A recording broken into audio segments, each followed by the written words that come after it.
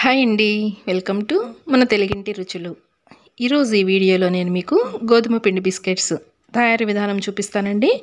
ఇవి చాలా టేస్టీగా ఉంటాయండి, అలాగే చేసుకోవడం కూడా చాలా సింపుల్. ఒక 3-4 మంత్స్ వరకు అయితే ఫ్రెష్గా ఉంటాయి. నేను ఇక్కడ మీకు ఒకటి తుంపి చూపించాను, చూస్తున్నారు కదా. పొరలు పొరలుగా, చాలా గుల్లగా, చాలా రుచిగా ఉంటాయి.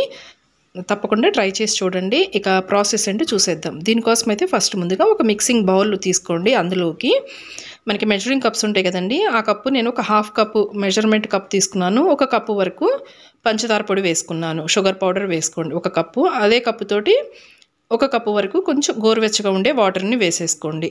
నెక్స్ట్ పావు కప్పు ఉంటుంది కదా మెజరింగ్ కప్పు, ఆ పావు కప్పు తోటి ఒక కప్పు వరకు కొంచెం వేడి చేసిన నెయ్యి వేసుకుంటున్నానండి. నెయ్యి వేసుకుంటే టేస్ట్ చాలా బాగుంటుంది. మీకు నెయ్యి వద్దు అనుకుంటే దీని ప్లేస్లో కొంచెం ఆయిల్ అయినా వేసుకోవచ్చు. గోరువెచ్చగా ఉండే ఆయిల్ని వేసుకోండి. ఒకసారి ఈ విధంగా వీడియోలో చూపిస్తున్న విధంగా ఒకసారి గరిటెతోటి బాగా కలిపేసేసుకోండి. షుగర్ బాగా మెల్ట్ అయిపోయిన తర్వాత ఇందులోకి మెజరింగ్ కప్ తోటి ఒక కప్పు వరకు గోధుమ పిండి వేసుకోండి. ఒక కప్పు గోధుమ పిండి వేసుకున్న తర్వాత ఒకసారి ఈ సిరప్లో బాగా కలిసే విధంగా ఇలాగ కలిపేసేసుకోండి. నెక్స్ట్ మరొక 3/4 కప్పు వరకు గోధుమ పిండి, అలాగే మిగతా పావు కప్పు ఉంది కదా, ఆ పావు కప్పు వరకు బొంబాయి రవ్వ వేసుకుంటున్నాను. మీకు బొంబాయి రవ్వ వద్దు అనుకుంటే దీని ప్లేస్లో కంప్లీట్గా గోధుమ పిండి అయినా వాడుకోవచ్చు అండి. అంటే టోటల్గా మనము 2 కప్స్ వరకు గోధుమ పిండి వేసాము. 1/3 గోధుమ పిండి, పావు కప్పు బొంబాయి రవ్వ వేసాము. ఇలా మనము ఉప్మా రవ్వ వేయటం వల్ల మనము తినేటప్పుడు, ఆ బిస్కెట్స్ తినేటప్పుడు పంట కింద కొంచెం రవ్వ రవ్వగా క్రిస్పీగా చాలా రుచిగా ఉంటుందండి.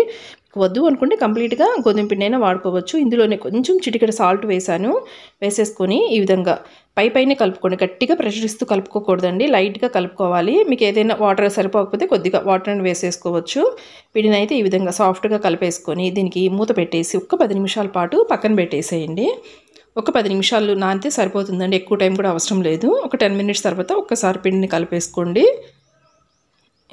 ఇలా కొంచెం ఒకసారి కలిపేసేసుకొని మీరు తీసుకున్న పిండి కన్సిస్టెన్సీ అంటే పిండి క్వాంటిటీని బట్టి ఇలాగ కొంచెం పెద్ద సైజుగా ఉండే పిండి ముద్దలను అయితే ఇలాగ సపరేట్ చేసేసుకొని కిచెన్ కౌంటర్ టాప్ని శుభ్రంగా క్లీన్ చేసేసుకోండి. లేదంటే చపాతీ పీట ఉంటుంది కదా, దాని మీద అయినా కూడా మనము నార్మల్గా చపాతీ ఎలా చేసుకుంటామో అలాగా కొంచెం మందంగా ప్రెస్ చేసుకోండి. ఫస్ట్ ఇక్కడ వీడియోలో చూపిస్తున్నాను కదా, ఈ విధంగా ప్రెస్ చేసుకోండి. ఇంకా దీనికి ఎలాంటి పొడి పిండి కూడా అవసరం ఉండదండి, మనము నెయ్యితో కలిపాం కాబట్టి పిండి అస్సలు అతుక్కోదు. ఇక్కడ వీడియోలో చూపిస్తున్న విధంగా మనకి పొరలు పొరలుగా రావడానికి ఇలాగ ఈ ఫోల్డింగ్ వేసుకోండి.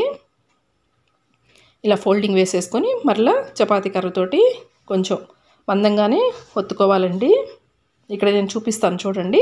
మనకి థిక్నెస్ అనేది ఇక్కడ ఈ విధంగా ఉంటే సరిపోతుంది, కొంచెం మందంగా ఉండాలి. మీకు ఇంకా బాగా పొంగాలి, ఇవి బాగా పొరలు పొరలుగా రావాలి అంటే కొంచెం బేకింగ్ సోడా అయినా ఒక 1/4 టీ స్పూన్ వరకు వేసుకోవచ్చు. నేనైతే వేయలేదు. వేయకపోయినా కూడా చాలా టేస్టీగా ఉంటుంది. ఏదైనా కొంచెం షార్ప్గా ఉండే గ్లాస్ కానివ్వండి, ఏదైనా క్యాప్స్, వాటర్ బాటిల్ క్యాప్స్ కానీ తీసేసుకొని ఇక్కడ వీడియోలో చూపిస్తున్న విధంగా ఇలాగా రౌండ్గా కట్ చేసుకోండి. ఇలాగ మనకి మిగతా పిండి ఉంది కదండి, ఎక్స్ట్రా పిండిని మరలా మనము సేమ్ అదే విధంగా మిగతా పిండిలో కలిపేసేసుకొని చపాతీలాగా ఒత్తేసుకొని ఫోల్డ్ చేసేసుకొని ఇలాగ కట్ చేసుకోండి. ఒక వాయికి సరిపడా ముందైతే రెడీగా పెట్టుకోండి. ఇప్పుడు డీప్ ఫ్రైకి సరిపడా ఆయిల్ పెట్టుకొని, ఆయిల్ అయితే ఎక్కువ హీట్ అవ్వకూడదండి, మీడియం హీట్ ఉండాలి. అప్పుడు ఫ్లేమ్ని లో ఫ్లేమ్లో పెట్టుకొని మనం తయారు చేసుకుని ఈ బిస్కెట్స్ని ఒక్కొక్కటిగా ఆయిల్కి సరిపడా వేసుకోండి, మరీ ఎక్కువ వేసుకోవద్దు. ఇవి వేగడానికైతే 10 to 15 మినిట్స్ టైం ఈజీగా పడుతుందండి. కొంచెం మనము ఓపిక్గా వేయించుకోవాలి. ఇక్కడ చూస్తున్నారు కదా, బిస్కెట్స్ చక్కగా పొంగుతున్నాయి. మనం ఎలాంటి బేకింగ్ సోడా వేయకపోయినా కూడా చక్కగా పొంగుతాయండి. ఇవి వేగేలోపు మనము మరొక నెక్స్ట్ వాయికి సరిపడా బిస్కెట్స్ని అయితే తయారు చేసుకోవచ్చు. ఒకేసారి అన్నీ కూడా ముందుగానే బిస్కెట్స్ అన్నీ కూడా మనం తయారు చేసుకోవాల్సిన అవసరం ఉండదు. ఇవి వేగేలోపు మనము రెండో వాయికి సరిపడా బిస్కెట్స్ చేసుకుంటే ఈజీగా ఉంటుంది. ఇలాగా ఈ కలర్ వచ్చిన తర్వాత వీటిని తీసేసి పక్కన ఒక ప్లేట్లోకి పెట్టేసుకోండి. ఇవి ఫస్ట్ మనం ఇలా ఆయిల్లో నుంచి తీసినప్పుడు కూడా కొంచెం సాఫ్ట్గానే ఉంటాయండి. ఇవి ఆరటానికి కూడా కొంచెం టైం పడుతుంది. బాగా మనకి ఆ వేడి మొత్తం కూడా కంప్లీట్గా చల్లారిన తర్వాత మీకు క్రిస్పీగా తింటుంటే చాలా గుల్లగా చాలా టేస్టీగా ఉంటాయి. ఇప్పుడు రెండో వాయి కూడా వేసి చూపించాను కదా, సేమ్ ఇదే విధంగా మిగతా బిస్కెట్స్ అన్నిటిని కూడా ఇదే విధంగా ఫ్రై చేసుకోండి. లో ఫ్లేమ్లో పెట్టి ఫ్రై చేసుకోండి, చాలా టేస్టీగా ఉంటాయి ఫ్రెండ్స్. ఇక వీడియో నాకైతే మీకు నచ్చితే లైక్ చేయడం మాత్రం మర్చిపోవద్దు, అలాగే ఛానల్ అయితే సబ్స్క్రైబ్ చేయండి. Thanks for watching.